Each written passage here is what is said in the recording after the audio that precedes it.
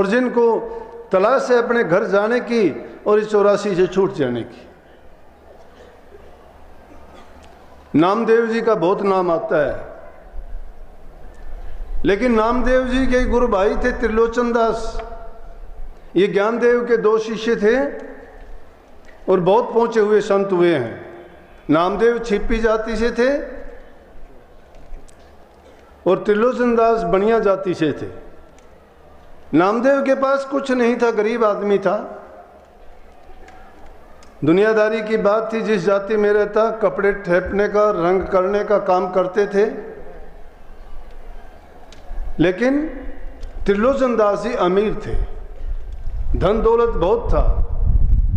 ज्ञानेश्वर दास के वो शिष्य होने के कारण दोनों ही भक्ति के रास्ते में बड़ी उनकी पहुंच थी, बड़ी करनी की दोनों ने।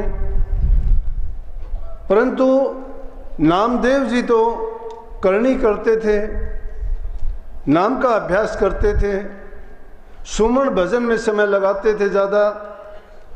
और त्रिलोचन दास जी क्या करते थे? दान करते थे, पुण्य करते थे, भंडारे करते थे, भूखे गरीबों के लिए भंडारे चलाते, उनमें अन्न बांटते, धन बांटते, कपड़ा देते, बड़े परोपकार के काम करते थे। लोगों में अच्छी ख्याति थी और जितना समय मिलता गुरु की आज्ञा में बरतते हुए नाम का सिमरण भी करते थे। काफ़ी करते कराते उनको एक दिन सूझी, क्योंकि नामदेव जी की ख्याति फैली हुई थी और सब कहते थे कि नामदेव जी से परमात्मा रोज़ाना मिलते हैं, नामदेव जी जब चाहते हैं प्रभु के दर्शन करते हैं। एक दिन त्रिलोचन दास जी उनके पास जाके कहने लगे कि नामदेव जी काम तो मैं भी बहुत अच्छे करता हूँ, जानते थे। बोले कि तेरे पास धन है, तू दान करता है, बहुत अच्छी बात है। तू सेवा करता है, साधुओं की सेवा करता है, ज़रूरतमंदों की करता है, गरीबों की करता है। ये भी एक बहुत बड़ी बात है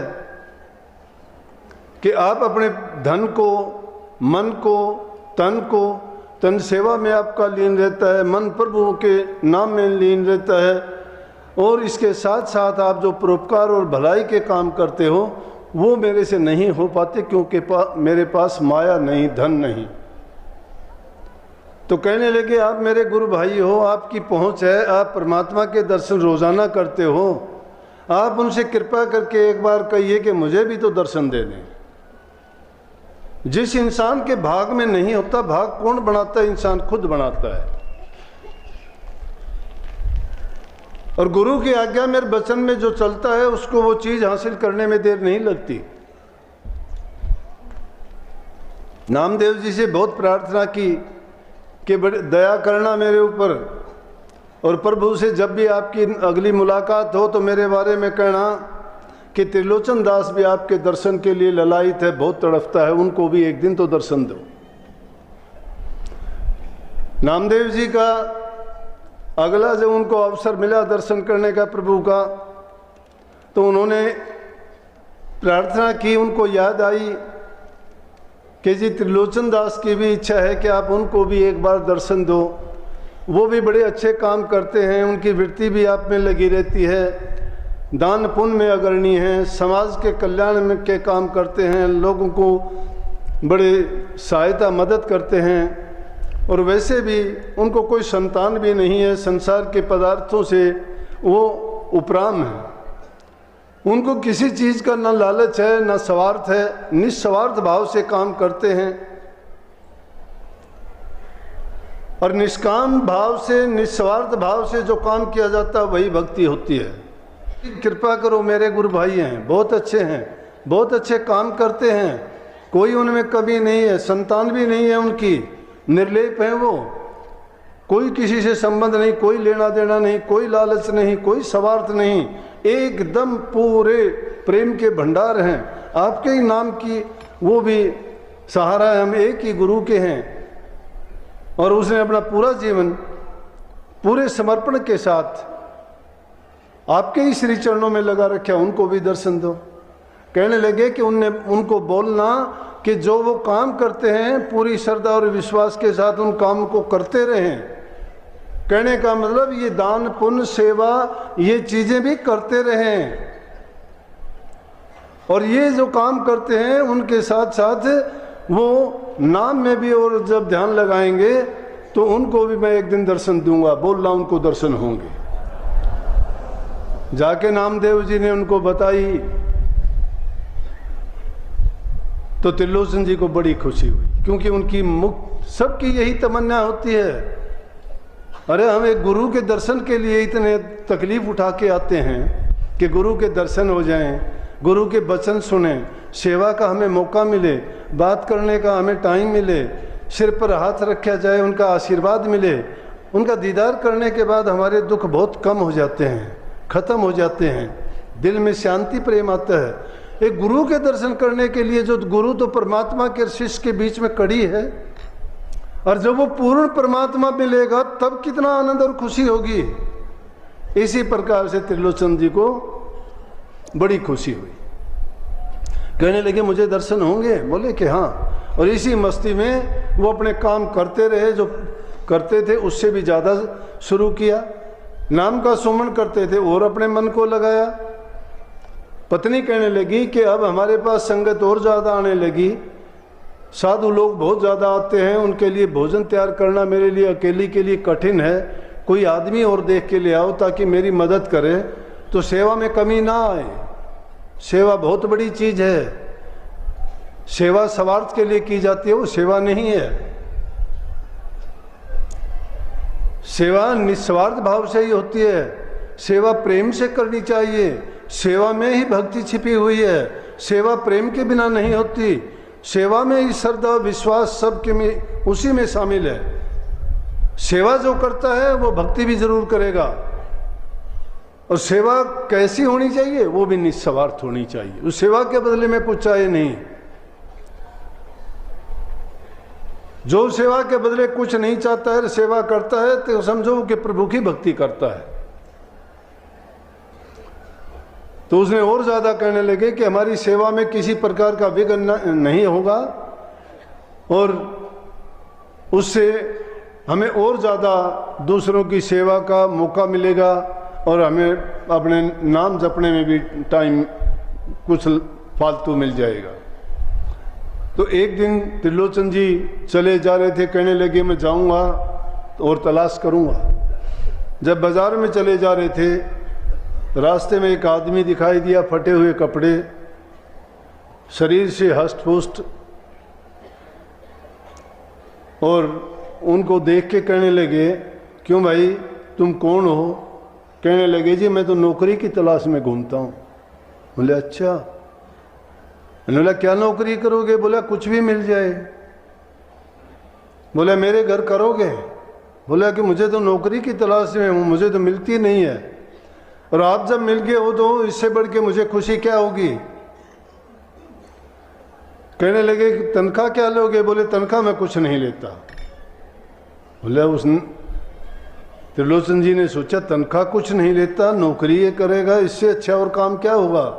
बोला मेरी दो शर्त होंगी। बोले क्या?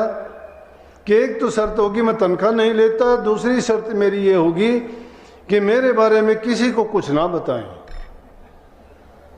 मैं खाना खाऊंगा लेकिन मेरी खाने की बात भी किसी दूसरे आदमी को ना बताएं कि इसने ये खाया वो खाया। बोले भाई ठीक है। बोला रोटी रोटी में सेवा करूंगा। लेके चले गए, घर चले गए, पत्नी से कहने लगे बात सुनो, आपकी औरत तो जाती है, आप आपस में बैठती हो तो अपनी गुप्त से गुप्त भी बात प्रकट कर देती हो इधर उधर, इसको लेके आया हूं, ये सारा काम करेगा और ये कुछ भी हमारे से लेगा नहीं, सिर्फ रोटी खाएगा, लेकिन इसकी रोटी के बारे में खाने के बारे में किसी को कुछ नहीं कहना, ये नहीं बताना कि इसने ये खाया, कितना खाता है, कम खाता है, ज़्यादा खाता है, कब खाता है। बोले ठीक है, मुझे क्या ज़रूरत है, मैं क्यों कहूँगी। टाइम बीतता गया, खूब सेवा करता गया, जो भी साधु लोग दूसरे लोग आते बड़े प्रेम से सेवा करता, भोजन खिलाता, सब बड़े उससे कहने लगे भाई ये आदमी तो कहाँ से लेके आए हो, बहुत प्रेम से खाना खिलाता है, बहुत अच्छा है, बड़ी सेवा करता है, ये तो बहुत नेक इंसान है। त्रिलोचन जी कहाँ से लेके आए? बोले कि भाई मिल गया मुझे ऐसे ही। अब त्रिलोचन जी भी उसके बारे में फालतू नहीं बोलते। एक दिन का टाइम था, वो पड़ोसी के पास जाके बैठ गई। घरवाली थी तो बहुत अच्छी, लेकिन पड़ोसन से जाके कहने लगी, बैठी, पड़ोसन ने जिक्र कर दिया, बोली बहन पहले तो तुम बड़ी अच्छी थी, बड़ा टाइम निकाल लेती थी, बड़ी बात करती थी, अब तो तुम वैसे भी कमज़ोर सी होगी, और पता नहीं बात भी तुमको कुछ नहीं करती है, क्या बात है? बोली ना ना ना कोई बात नहीं है। उसने टालने की कोशिश की। बोली ना कोई बात हो तो बोल, मैं कोई बताती थोड़ी हूँ किसी से। बोली बहन क्या बताऊँ, रहने दें। फिर उसको पता लग गया कि हाँ बात तो है। बोली ना ना चिंता ना कर, अब तुम मेरे को बता के तो यूँ सोच लेना जैसे कुएं में बात डाल दी, दूसरी जगह कहीं नहीं जाएगी। उसे को विश्वास हो गया, कहने लगी बहन क्या बताऊँ, मैं तो दुर्बल और कमज़ोर इसलिए होगी कि जो लेके आए हैं ना, ये काम तो करता है लेकिन रोटी बहुत खाता है। ये तो इतनी रोटियां खाता है, मैं पीसती थक जाती हूँ, इसका तो पेट ही नहीं भरता। अब वो तो अंतर्यामी थे, उसका नाम भी अंतर्यामी था, नाम भी उसका अंतर्यामी था।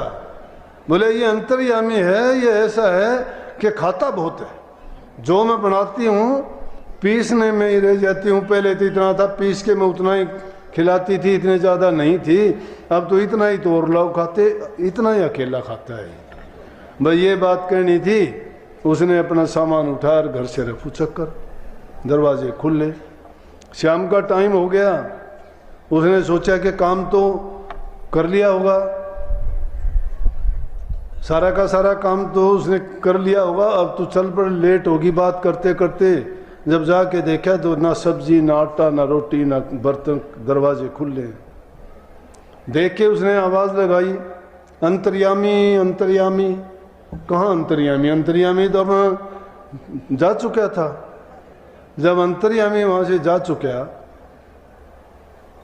उसने इधर उधर बाहर भीतर देखा, पूछा कि भाई कहाँ गया? देखा उन्होंने बोला नहीं है, दरवाजे खुले। देख के उसको यकीन आ गया कि तूने जो बात कही थी वो बात गड़बड़ होगी।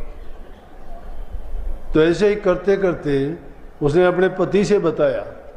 बोला कि आज क्या बात है, कोई खाना वाना कोई बनाया नहीं, ये भी बैठे हैं आने वाले भी। बोला खाना क्या बनाया? कि आज अंतर्यामी गया। समझ गया।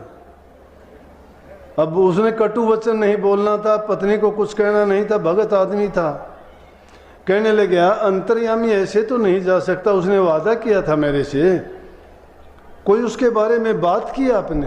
बोले नहीं नहीं मैंने कोई बात नहीं। बोला सच बोलना। बोला मैं तो पड़ोसन से थोड़ी ये कही थी। वो कहने लगी तू कमज़ोर होगी, पहले अच्छी थी, बात करती थी, बात करने के लिए टाइम निकालती थी, अब तेरे को क्या बात है? बोला सच बोलना। बोला मैं तो पड़ोसन से थोड़ी ये कही थी। वो कहने लगी तू कमज़ोर होगी, पहले अच्छी थी, बात करती थी, बात करने के लिए टाइम निकालती थी, अब तेरे को क्या हो गया? तू कमज़ोर होगी, चिंता में तू नज़र आती है। बोला मैंने उसके सामने ये बताई थी कि खाना बहुत खाता है। बोला तूने गलत की, उसने यही तो बात कही थी कि मेरे खाने के बारे में जिक्र नहीं करना। वो चले गई। तो बहुत उसने, त्रिलोचन जी ने जब इसके बारे में विलाप किया और कहने लगे कि भाई ये तो गलत हो गया, कहाँ गया? तो आकाशवाणी हुई कि त्रिलोचन जी मैं आया था ना, तुझे दर्शन दिए कि नहीं? बोले कौन हो? बोले अंतर्यामी कौन हो सकता है? बस एकदम बड़ा तड़फा, बड़ा रोने लगा, चिल्लाने लगा, मैं अभागा हूँ, मैंने गलत कर दिया, मैंने अवसर को खो दिया, मुझे पता नहीं था, मैंने प्रभु से काम कराया, मेरे जैसा और निकम्मा कौन हो सकता है? मैंने तो बहुत गलत कर दिया कि हे दाता, हे मालिक, हे प्रभु, तू मेरे घर में आके और मेरे वो सारे कारज किए और मैं फिर भी आपको जान नहीं पाया, एक बार और दर्शन दे। बोले कि ये अवसर बार बार नहीं आते। सारी बात कहने का मतलब है कि जो सद्गुणों से भरपूर होता है, दुर्गुणों से दूर हो जाता है और जो उस अवसर की तलाश में है, इसीलिए तो कही है कि कभी भी किसी को बुरा ना बोलो, क्या पता किस रूप में वो परमात्मा तुम्हें दर्शन देने के लिए, तुम्हारे काज संवारने के लिए कहाँ पे प्रकट हो जाए। वो एक रूप नहीं है, वो सबकी थोक पूर्ति करता है। सबको ऐसे अवसर मिलते हैं जिंदगी में, लेकिन हम जब उसको पहचान नहीं पाते हैं जिस प्रकार से त्रिलोचन जी ने नहीं पहचाना।